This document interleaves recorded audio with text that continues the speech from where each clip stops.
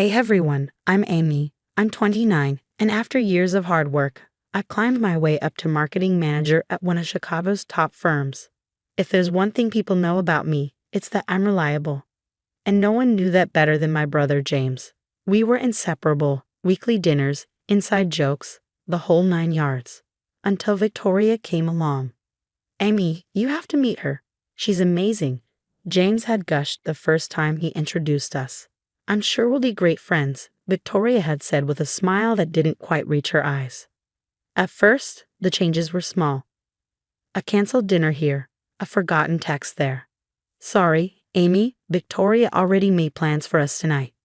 Then it was entire weeks without a word.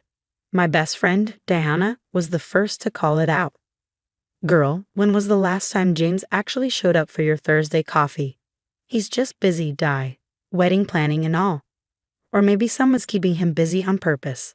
Even Victoria's sister, Chelsea, seemed uneasy. At a family barbecue, she pulled me aside. Amy, I need to tell you something about Vike. Chelsea. Victoria appeared out of nowhere, her smile tight, her tone ice cold. Mom needs you in the kitchen. Now.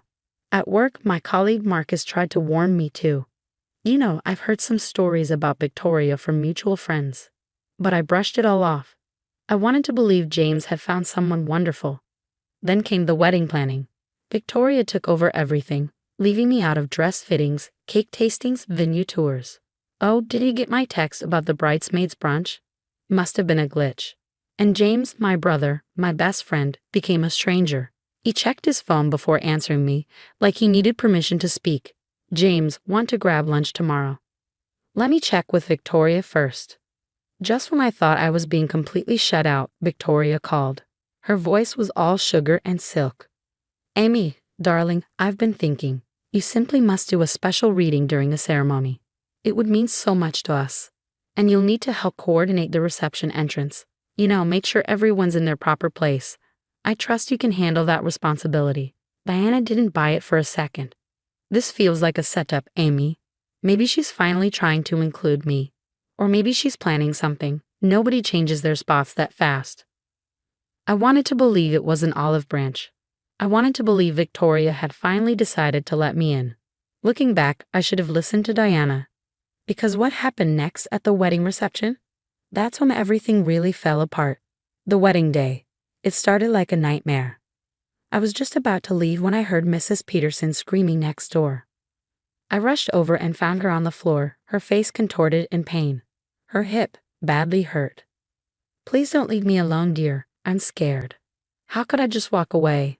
I called 911 and stayed with her until the ambulance arrived. My hands were still shaking as I checked my phone, 20 minutes late. I ran into the reception hall, breathless, heart pounding. And that's when all hell broke loose. How dare you show up now? Victoria's voice cut through the music like a blade. I barely had time to catch my breath before she was on me, her face twisted in fury. Where were you during the entrance lineup? There was an emergency. Emergency? She let out a sharp laugh. You're just trying to ruin my special day. You couldn't stand that your brother found happiness, could you? The room went silent. 200 pairs of eyes turned toward me. Whispers spread like wildfire. James appeared, walking toward us. Relief surged through me. Surely he'd listen. Surely he'd defend me. James, I can explain. Save it, Amy. His voice was cold. Unfamiliar. You've always been jealous of Victoria. I can't believe you do this today of all days. James. Just leave. You've done enough damage. I stood there frozen. Victoria smirked, turning to her friend Ashley, loud enough for the nearby guests to hear. Worked perfectly. Told her the wrong time on purpose. Knew she'd fall for it. They laughed like it was the funniest joke in the world. Nearby, Chelsea's face paled. Oh my God, Vic, you didn't. Victoria shrugged. Of course I did. Had to put little Miss Perfect in her place. Who shows up late to a wedding? Now everyone knows what kind of person she really is. I felt a hand on my shoulder. Deanna. Her phone was out, recording everything. Don't worry, she whispered. I got it all. Every nasty word. But it didn't matter. Because at that moment, all I could see was James, my brother, my best friend, standing with his arm around Victoria. glaring at me like I was nothing. You should be ashamed of yourself, he spat, making a scene at my wedding. Victoria's crocodile tears started flowing. I just wanted everything to be perfect. The room blurred. Some faces were sympathetic. Others, judgmental. Chelsea tried to speak up. James, wait. You don't understand. Stay out of this, Chelsea. I straightened my spine, forcing myself to look Victoria in the eyes. Congratulations on your wedding, I said quietly. I won't bother you again. Diana grabbed my arm. Amy, don't go. We can show them the recording. Not now, Di. Just, not now. I walked out with my head held high. But my heart was shattered. The last thing I heard was Victoria's triumphant laugh, and James's voice, cold and final. I never thought my own sister would stoop so low. 6 months later, I threw myself into work.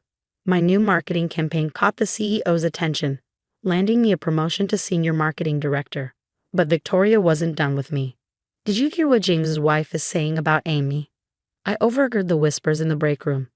Something about stealing from her last company. I turned to confront them, but Marcus stopped me. Don't give her the satisfaction, he murmured. I got friends at her firm. They're already looking into some suspicious activity in her department. Meanwhile, Chelsea started sending me screenshots. Chelsea, Mom and Dad can't come for Christmas anymore.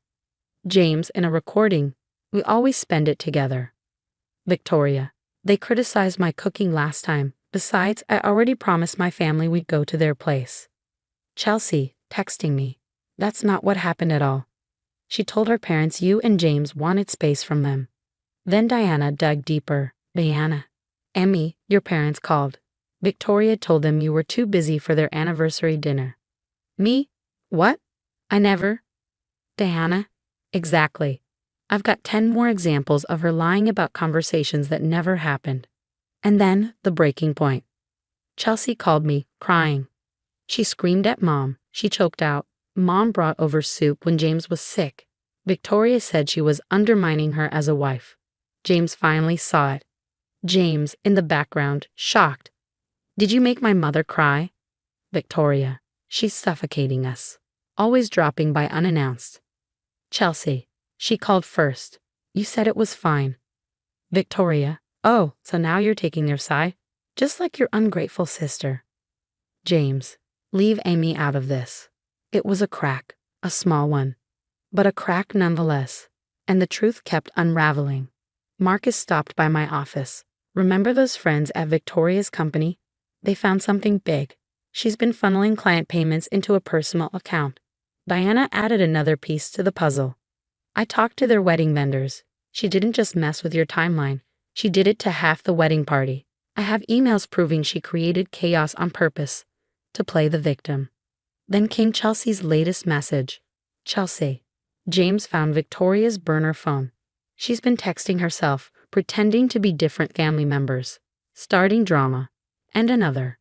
Chelsea, your dad stopped by their house today. Victoria screamed at him for bringing James's favorite childhood photos, called it emotional manipulation. Then a voice recording. James, shaken, she did what? Chelsea, you should see how she talks about your family in our group chat. I save everything. A final message from Chelsea. Chelsea, James found Victoria's notebook. She had a whole plan. How to isolate him from everyone. Starting with you, Amy. He's finally seeing the truth. And then, for the first time in months, my phone lit up with James's name. I stared at it and let it go to voicemail. Some bridges once burned should stay that way.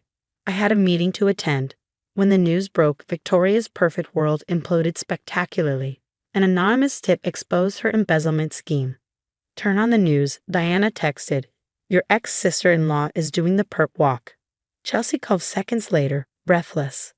They found everything, Amy. The fake accounts, the forged documents. She's looking at serious time. And just like that, the house of lies collapsed. Then came the flood of revelations. Chelsea had finally shown James everything. The burner phones, the manipulative texts, the recorded conversations. Every calculated move Victoria made to isolate him from his family. From me, my assistant poked her head into my office. Miss Anderson, your brother's here again. I didn't even look up. Tell him I'm in a meeting. A pause. Then his voice, raw, pleading. Emmy, please. James pushed past her before she could stop him. I was wrong, he choked out. I see everything now. I finally looked at him. The brother I had once adored. The one who had thrown me away. 3 years too late, James. His shoulders sagged. She manipulated me. And you let her. My voice was steady. Cold. Every time she hurt me. Every time she hurt our parents. You chose her. His face crumpled. I'm getting a divorce. Please, you're my sister. I shook my head. No, James. I was your sister. Now, I'm just someone you used to know. The fallout was swift. His law firm put him on leave. Turns out, being married to a convicted felon wasn't great for a corporate lawyer's image. That night, Diana showed up with wine. His second wedding invitation arrived at my place. She smirked. He knows you moved. I sipped my wine. Paris is lovely in June. And just like that, I booked our flights. Victoria's sentencing came and went. 5 years for embezzlement. James filed for divorce before she even made bail, Chelsea told me. I barely reacted. By then, I had moved on. My housewarming party was filled with real friends. No toxic family allowed. Marcus brought his famous lasagna. To Amy's promotion to VP of Marketing, he toasted. And to Karma, Diana added. My phone buzzed. Another text from James. I'm getting married again. Sarah's different. She'd love to meet you. I clicked delete and raised my glass. You sure about skipping his wedding? Diana asked. I smiled. Some bridges should burn. Besides, I hear the Louvre is gorgeous that time of year. The last I heard, Victoria was still writing desperate letters from prison, begging James to understand. It was all a misunderstanding, she'd written. Chelsea sighed. He finally blocked her number. As for me, I hung up photos from our Paris trip in my new home office. No family pictures, no wedding memories, no reminders of what was. Just images of the life I chose, successful, peaceful, and completely toxic-free. Because sometimes the best revenge isn't getting even. It's walking away, building something better while they drown in their own chaos. Let them deal with their own karma. I'll be sipping champagne under the Eiffel Tower. Another postcard from James, Diana said, dropping off my mail. I didn't even glance at it, just added it to the pile of unopened ones in my desk drawer. Some chapters need to stay closed. Looking out at the city skyline, I smiled. My life was fuller without the drama, richer without the toxicity, and absolutely perfect without the family that chose lies over love. Besides, Paris was calling again. And this time, we were staying for a month. What would you do?